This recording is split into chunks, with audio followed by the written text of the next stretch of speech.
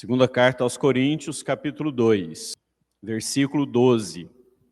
Diz assim: Ora, quando cheguei a Troade para pregar o evangelho de Cristo, e uma porta se me abriu no Senhor, não tive descanso no meu espírito, porque não achei ali meu irmão Tito. De sorte que, despedindo-me deles, parti para a Macedônia. A Timóteo, meu amado filho. Mesma coisa. Agora, versículo 8. Portanto, não te envergonhes do testemunho de nosso Senhor. O que mais está escrito, irmãos? Nem de quem? Nem de mim. Agora, capítulo 4.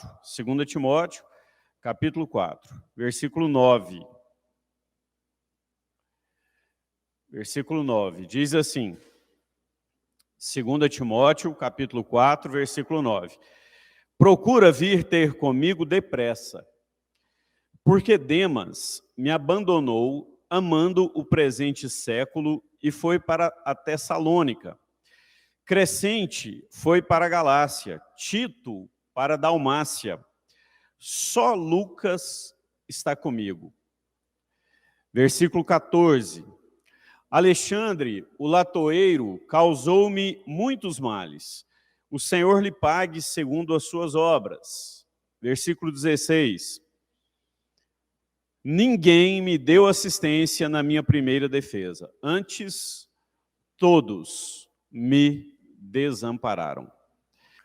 Irmãos, olha só. O que um evangelista como o apóstolo Paulo, mais deseja, e Paulo mais desejava? Que quando ele chegasse em algum lugar, ele tivesse a oportunidade de pregar o evangelho. Sim ou não? Isso era o que ele mais desejava, não é? Tanto que ele fala para a gente que em alguns lugares que ele chegou, muitos se levantaram contra ele. E ele teve adversários por fora, né, lutas por fora e temores por dentro. Paulo, o coração de Paulo, ele pulsava na frequência do evangelho. Paulo era um homem que não queria perder tempo. Por isso que quando Paulo foi apedrejado, né, ele é apedrejado e jogado fora como morto, né, porque queriam colocá-lo num altar e ele não aceitou, Barnabé e ele, Paulo se levanta e sai todo machucado ali, né, arrebentado, e quando alguém vai tentar cuidar dele, ele fala assim, não, ai de mim se eu não pregar o evangelho. Eu tenho que pregar o evangelho, não tenho tempo para perder, não. Eu estou machucado, eu apanhei, eu levei pedradas, eu era inocente, mas eu levei pedradas, mas eu tenho que pregar o evangelho. Eu não tenho tempo para perder. E Paulo chega a uma região, né, específica, chamada Troade. E quando ele chega naquela região, o que ele disse aí para a gente? As portas se abriram. Então imagina, Paulo chega naquele lugar e todo mundo quer ouvir o que Paulo tem para falar. A fama de Paulo o antecedeu, a fama chegou antes. E quando Paulo chega, todo mundo quer ouvir, todo mundo quer saber quem é Paulo. Ah, Paulo é um apóstolo, assim. Não, ele chegou na cidade, então vamos lá. E começam a se reunir para ouvirem Paulo, para escutarem o que Paulo tem para falar, para ouvirem o evangelho.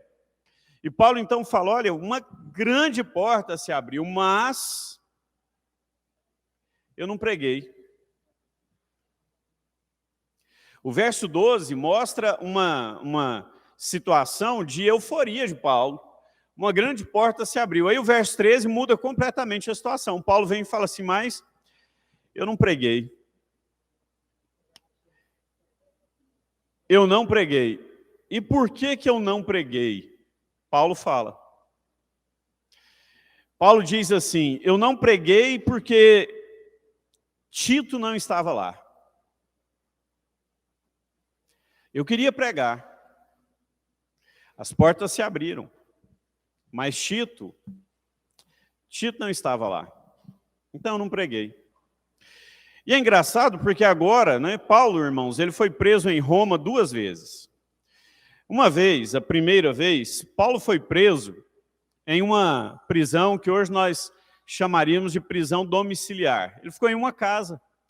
Paulo era livre para andar dentro da casa, ele não podia sair, mas ele podia andar dentro da casa, no quintal daquela casa, ele podia conversar com outras pessoas, ele pregou o evangelho nessa primeira prisão, saiu dela, e agora ele volta para Roma, né?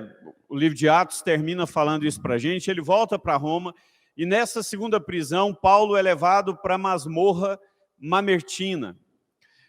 Ele é preso no que nós chamaríamos hoje de cárcere do subsolo, no cárcere inferior.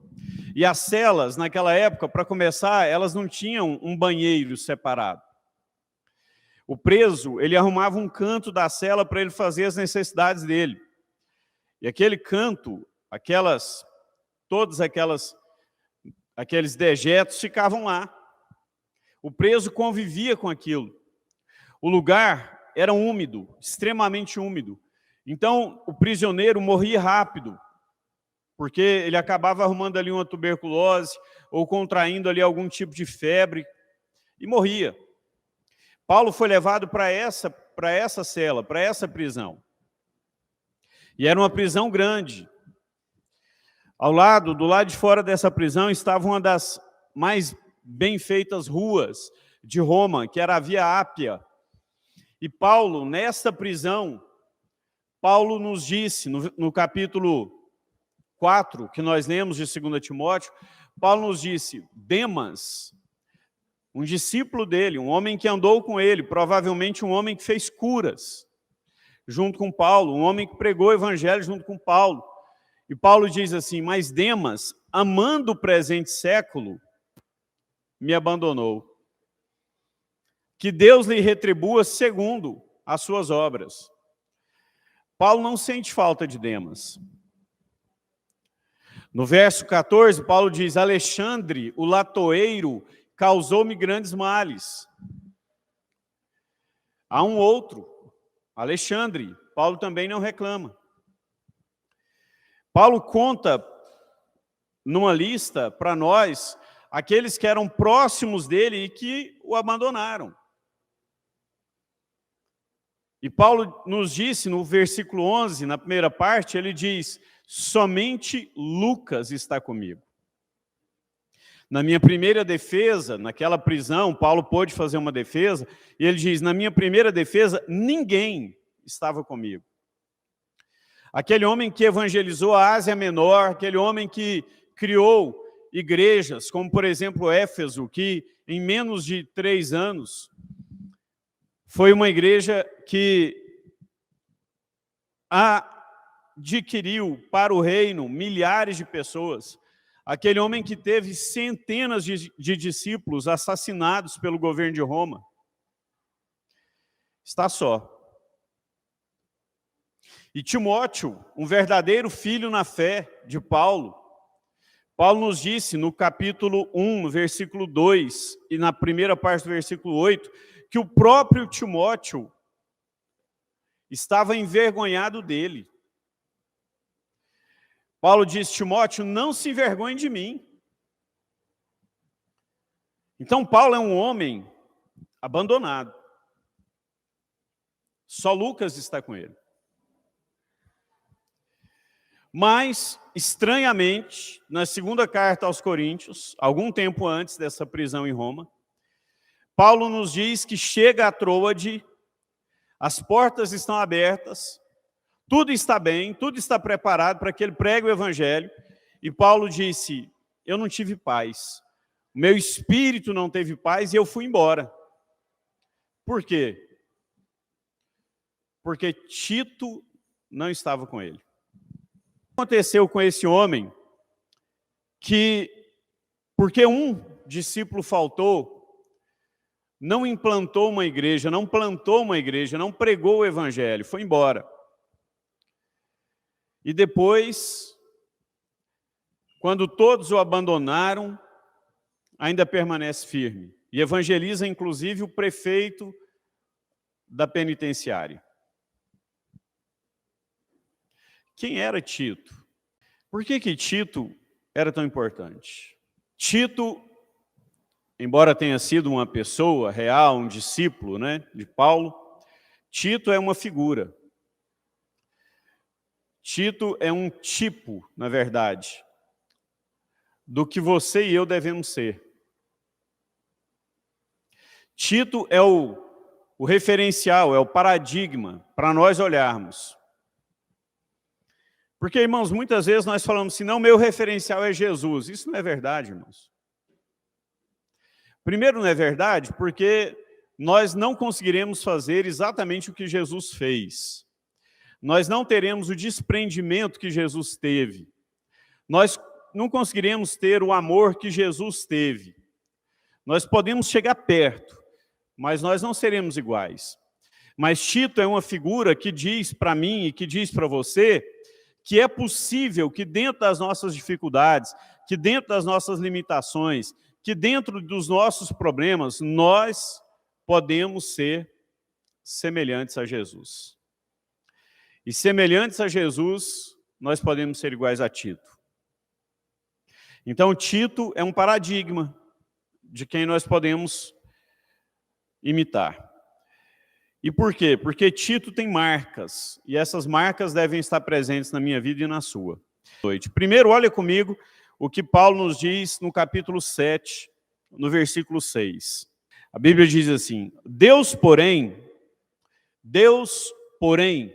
que consola os abatidos, consolou-nos com a vinda de quem? Tito. Deus, porém, que consola os abatidos, consolou-nos com a vinda de Tito. Primeira característica da vida desse jovem que deve estar na sua vida e que deve estar na minha vida. Tito era um consolador. Tito era uma pessoa que apresentava consolo. Jesus, falando a esse respeito, lá no Evangelho, segundo João, no capítulo 14, Jesus diz assim, mas eu vos enviarei o Espírito Santo, o Consolador. Ele irá testificar de mim, ele dará testemunho de mim, ele dará testemunho do pecado e do juízo.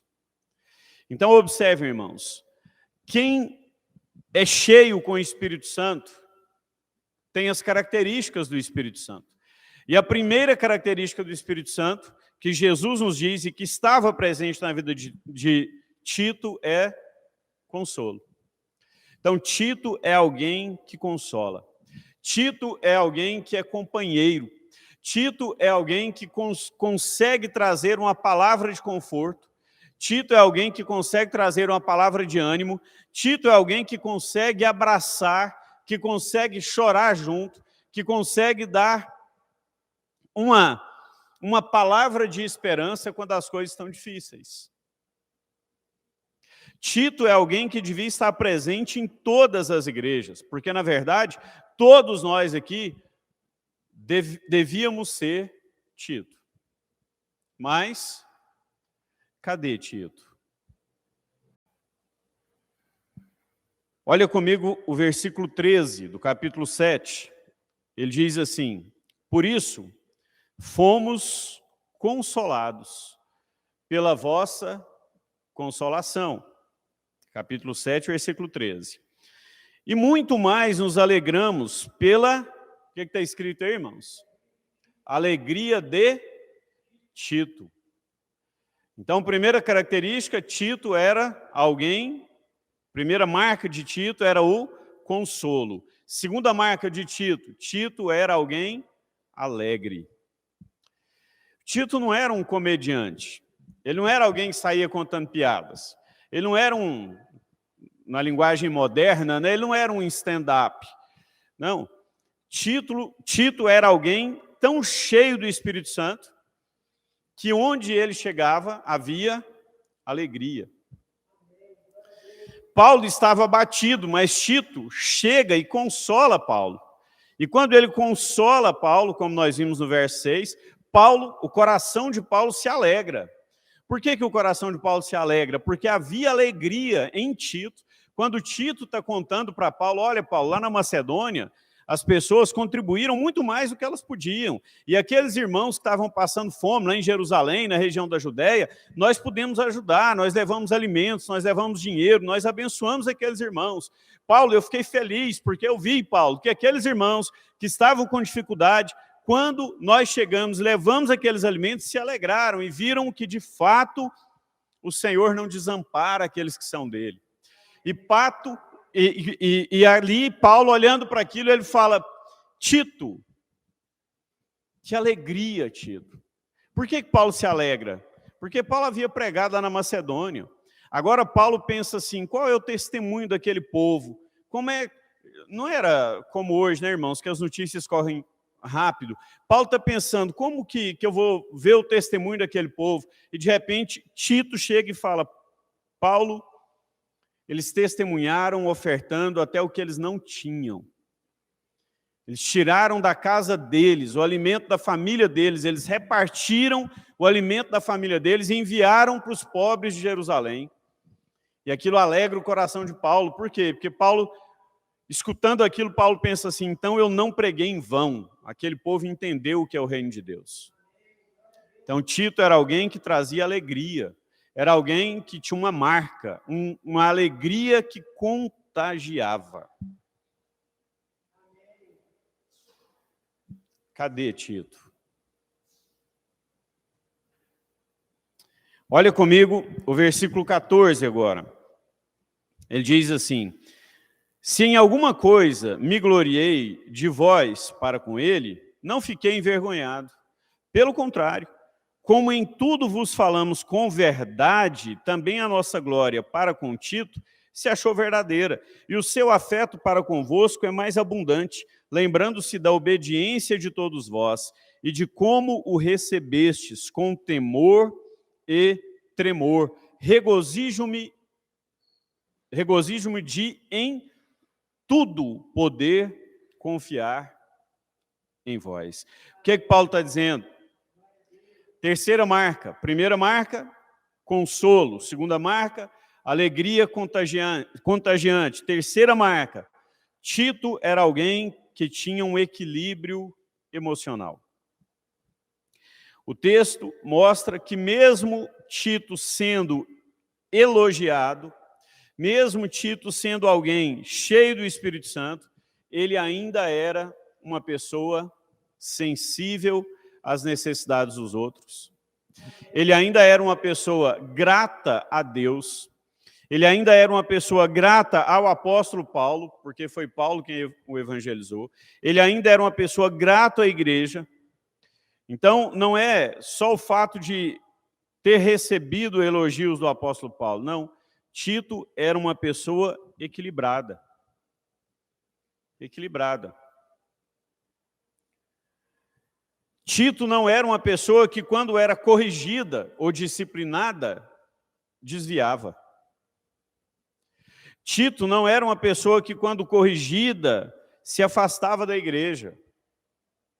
Não. Tito era alguém equilibrado. E havia nele um equilíbrio nas emoções. Irmãos, cadê Tito? Olha o capítulo 8 agora, o versículo 6. Olha o que Paulo diz. De maneira que exortamos Tito que, como começou, assim também acabe esta graça entre vós. O que Paulo está dizendo? Qual é a característica que ele está mostrando para a gente aqui, de Tito? Então, olha só, nós já vimos 3. Consolo, alegria contagiante e equilíbrio emocional. Agora, qual é a característica aqui que Paulo está falando para a gente no versículo 6? Tito, seja alguém que termina o que você se dispôs a fazer. Tito não é um discípulo que deixa as coisas pelo caminho. Paulo está dizendo, esta graça, Tito, que você recebeu de conseguir organizar as pessoas para que elas ofertem, para que elas sejam generosas, para que elas ajudem os pobres, Tito, continue. continue. Que você, olha o que Paulo diz, que como começou, assim também acabe. Tito, não deixe o que você começou no meio do caminho. Sabe, irmãos, isso aqui é uma coisa terrível. Terrível. Eu sei que em um dos capítulos do livro tinha um pequeno texto contando a história de um jovem brasileiro. Um jovem gênio brasileiro, que ficou conhecido no Rio de Janeiro como Souzinha. Esse jovem, com 14 anos de idade, ele entrou para a faculdade de Direito, uma das mais importantes faculdades de Direito até hoje do Brasil. Estudou naquela universidade, naquela faculdade, por pouco mais de um ano e abandonou o curso. Entre 16 e 17 anos, ele entrou para a Faculdade de Medicina de São Paulo. Estudou mais 2, 3 anos naquela faculdade e abandonou o curso. Com 21 anos de idade, aquele jovem já estava começando o 3º curso superior. Estudou também 1 ano e pouco e abandonou o curso. Com 26 anos de idade, ele estava tuberculoso e morreu. E aí no texto lá do IES, assim, olha, Souzinha é um triste exemplo de tantos gênios que começaram tanta coisa e não fizeram nada. Porque tudo ficou pelo caminho. Irmãos, essa é uma das características mais tristes que podem aparecer na nossa vida. A gente colocar a mão no arado e, num certo momento, a gente olhar para trás. A gente deixar. A gente não terminar. Não é fácil a gente continuar. E não é fácil a gente, como Paulo lá em Filipenses, a gente conseguir chegar no fim da vida e falar, completei a carreira. Porque completar a carreira quer dizer que nós não paramos no meio, quer dizer que nada ficou para trás, que nós concluímos. Mas o que nós mais percebemos, irmãos, especialmente no meio dos jovens, infelizmente, são pessoas que começam, mas que não terminam nada. Começam muita coisa, têm muito ânimo para começar, mas não terminam. Então a motivação do início não se mantém. E eu poderia aqui dar vários exemplos, mas eu vou te dar um exemplo só, que é um exemplo que dói muito em cada família. Mas eu me lembro da história de um judeu, dono de um dos bancos com sede em Nova York. Um dos judeus que, na Segunda Guerra Mundial, a família toda foi dizimada por Hitler, e que Hitler, inclusive, buscava enfraquecer, né, essas famílias justamente para tentar quebrar a coluna do sistema financeiro dos Estados Unidos, que haviam acabado de sair de uma grande crise, a crise de 29, né, 29 e 30, quase o país quebra, e agora na Segunda Guerra Mundial. E esse judeu, ele tem uma fala interessante. Ele diz assim, eu era alguém de uma família de classe média baixa. Eu me tornei banqueiro e um dos homens mais ricos do mundo. Em 30 anos, eu saí de um salário, que aqui nós chamaríamos de salário mínimo, para dono de um banco, um dos mais importantes bancos do mundo, e me tornei um milionário. Qual o meu segredo? Disciplina. Disciplina. Toda a vida, durante toda a vida, ele diz, eu fui disciplinado com o meu dinheiro. E a Bíblia nos diz isso, irmãos. Quem não tem disciplina com o que ganha, vai ter muita dificuldade. nunca vai sobrar nada. E muitas vezes não vai dar, por falta de disciplina. Se você não tiver disciplina com o que chega até as suas mãos, você nunca vai conseguir terminar o mês. Por que a gente já tem essa frase conhecida no Brasil, né, de fim do mês, até chegar o dia 5? Por quê? Porque ele está com pressa que o mês passe? Ele está com pressa de ficar mais velho? Não. Ele está com pressa que chegue o salário. E por que ele está com pressa que chegue o salário, o dia do pagamento? Porque ele não teve disciplina. E na igreja é a mesma coisa. Se nós colocarmos a mão e começarmos a fazer alguma coisa, mas não tivermos disciplina, nós vamos ficar no caminho. E Paulo está dizendo aqui uma das marcas de Tito. Tito, você não é alguém que fica no caminho. Você é alguém que termina o que você começa. Então, quarta marca. Consolo, alegria contagiante, equilíbrio emocional e alguém que termina o que começou. Alguém que tem disciplina. Quinta marca. Olha comigo o versículo 16. Ele diz assim: dou graças a Deus, capítulo 8, dou graças a Deus que pôs a mesma solicitude por vós no coração de Tito. Pois ele aceitou a nossa exortação, olha só, ele aceitou a bronca, né? E mais ainda, sendo muito zeloso, partiu voluntariamente para vós. Quinta marca. Tito é um obreiro voluntário e que a igreja testemunha dele. Então, Tito tem um ministério confirmado. A igreja testemunha dele. É interessante, né? Porque o tempero, né, o equilíbrio da vida de Tito está sendo reconhecido pela igreja. A igreja está dizendo: Tito, você é alguém que dá para a gente ouvir, você é alguém que escuta quando você é exortado, como está aí no verso 16, né?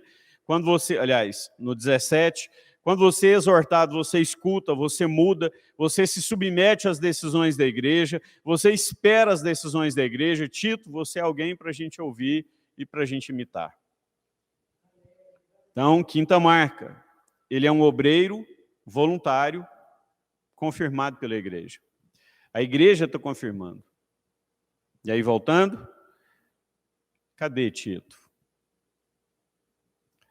Sexta marca, Tito, capítulo 1, versículo 5. Ele diz assim: por esta causa te deixei em Creta. Então, lá no capítulo 2, quando nós lemos lá em Coríntios, onde é que estava Tito? Tito estava em Creta. Para que pusesses em boa ordem o que ainda resta, e de cidade em cidade estabelecesses presbíteros, como já te ordenei, ou como já te mandei, né? Tem uma tradução que diz mandei. Então, sexta marca da vida de Tito, sexta e última marca da vida de Tito, Tito é um obreiro de confiança. Tito é um irmão de confiança. Paulo está dizendo: eu te deixei aí, Tito, para você organizar as igrejas e de cidade em cidade você consagrar os presbíteros. Paulo abriu mão aqui da liderança dele e falou para Tito, falou assim: ô Tito, vem cá, Tito é um rapaz, ele é novo. Paulo chamou esse rapaz e falou assim: vai lá, de cidade em cidade, consagra o obreiro, organiza as igrejas, faça o que precisar ser feito. Faça o que precisar ser feito. Sabe, irmãos, a igreja é um lugar onde sempre há algo para ser feito. Sempre. Sempre há algo para ser feito, sempre há algo para ser melhorado. A igreja em Creta era uma igreja cheia de problemas, a Bíblia diz isso para a gente, aqui no versículo 10, verso 10, diz assim: pois há muitos insubordinados, faladores vãos, enganadores, especialmente os judeus, os da circuncisão. né? Então era uma igreja cheia de problema, mas Paulo fala, fica aí. Tito, eu confio em você, fique aí. Então, a confiança que Paulo tem em Tito, ela não começou de um dia para o outro, ela foi construída, né? Ela levou um tempo, qualquer confiança leva tempo. Mas Paulo está dizendo, olha Tito, eu sei que você passou por provas, você passou por observações, você passou por dificuldades, mas Tito, você está aprovado, eu confio em você. Então, quando Paulo diz, olha comigo agora o último texto, 2 Timóteo, capítulo 2, versículo 15. Paulo diz assim, procura apresentar-te como obreiro aprovado, que não tem do que se envergonhar, que maneja bem a palavra da verdade. Paulo está dando um conselho para nós, irmãos. Procura apresentar-te a Deus como obreiro aprovado, que não tem do que se envergonhar, que maneja bem a palavra da verdade, quer dizer, que conhece a Bíblia, que lê a Bíblia, que maneja bem a Bíblia, que sabe onde é que estão pelo menos os principais textos, que consegue evangelizar alguém, que sabe o que é mandamento e o que não é. Procura apresentar-te como um obreiro aprovado. Obreiro aqui, irmãos, não é cargo, não.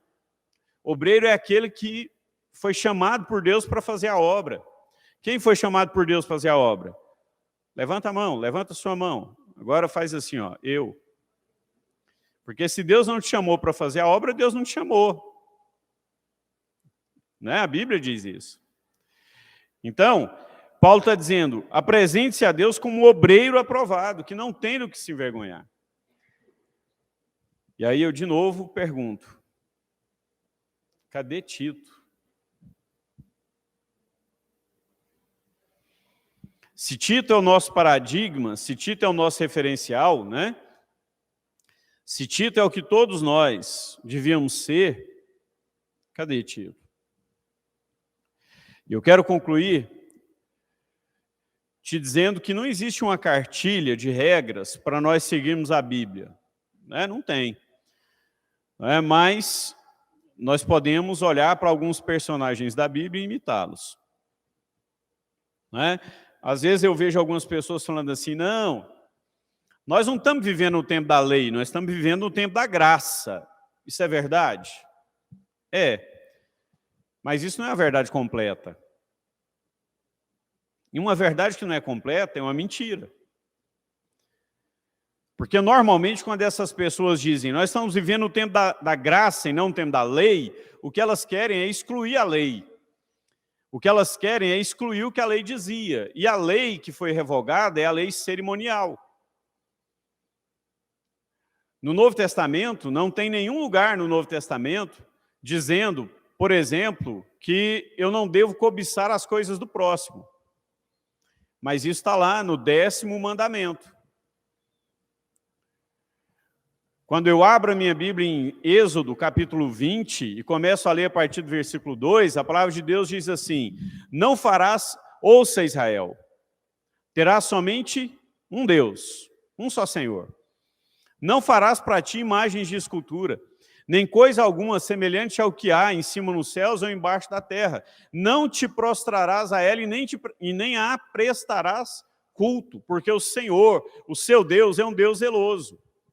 Porque eu sou o Deus que visita a iniquidade dos pais nos filhos, aliás, que visito a bênção, né, dos pais nos filhos até a 3ª, a 4ª geração daqueles que me obedecem.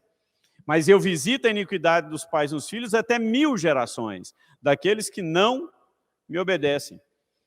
Honra a teu pai e a tua mãe, para que prolongues os teus dias na terra.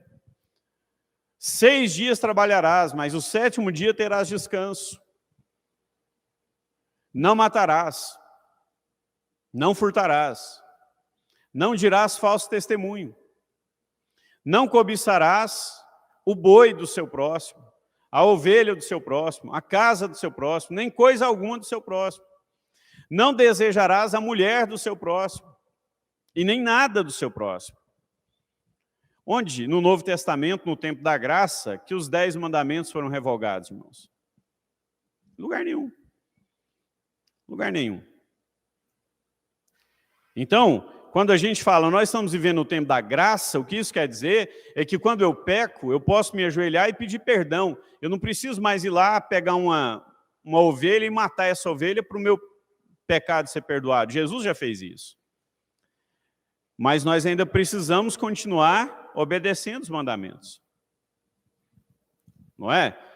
Aí a gente, às vezes, não entende por que as pessoas, às vezes, oram, fazem campanhas e não são abençoadas.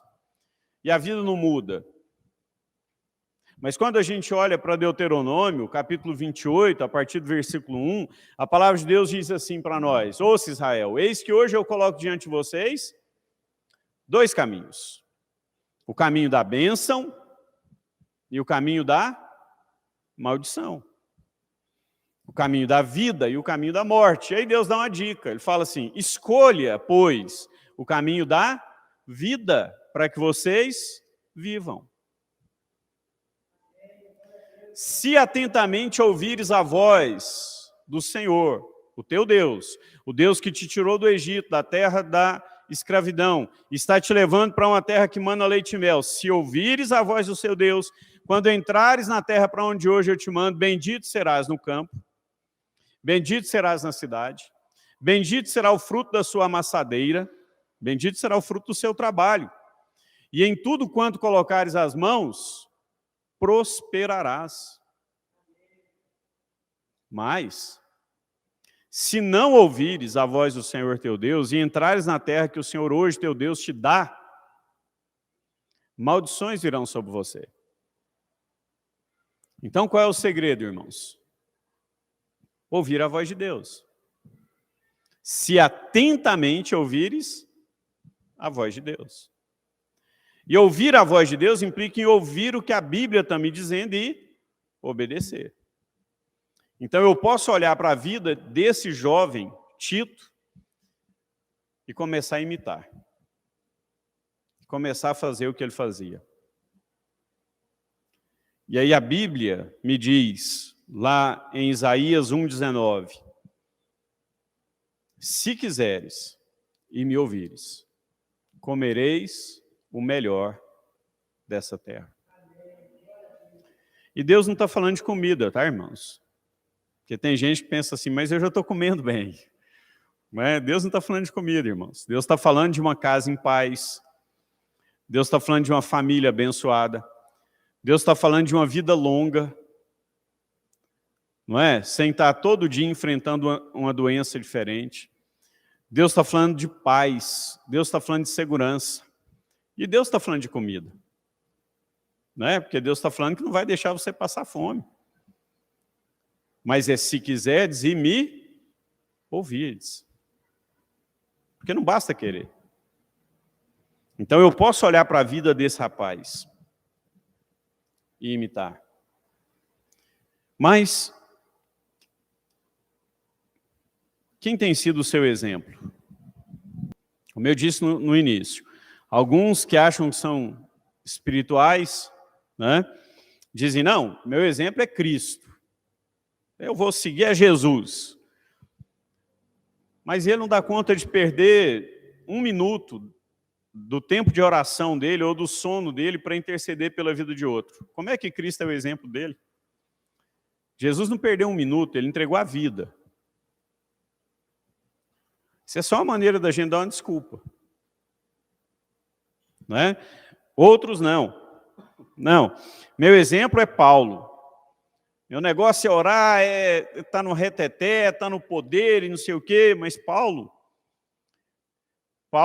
do instante em que ele recebeu Jesus na vida dele até o dia da morte dele, Paulo não fez outra coisa, a não ser testemunhar de Cristo. Porque os outros não estão preocupados em dar fruto, eu também não vou dar? Será que alguém colocou na nossa cabeça que a gente vai ser julgados por aquilo que o outro não está fazendo? Que a Bíblia diz que nós seremos julgados pelas nossas obras e por aquilo que nós falarmos. Então, porque ninguém está preocupado em evangelizar, eu também não vou preocupar.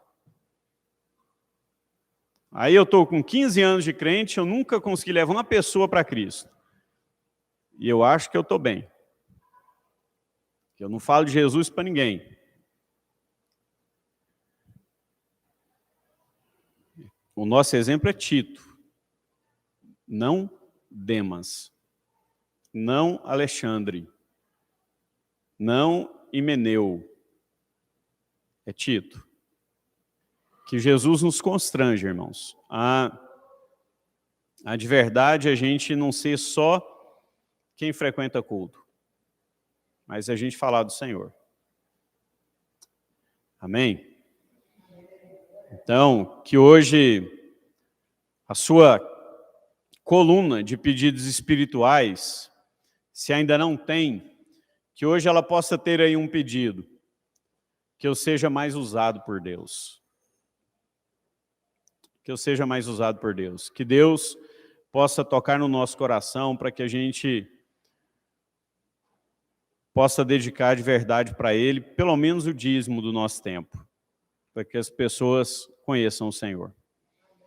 Amém, irmãos?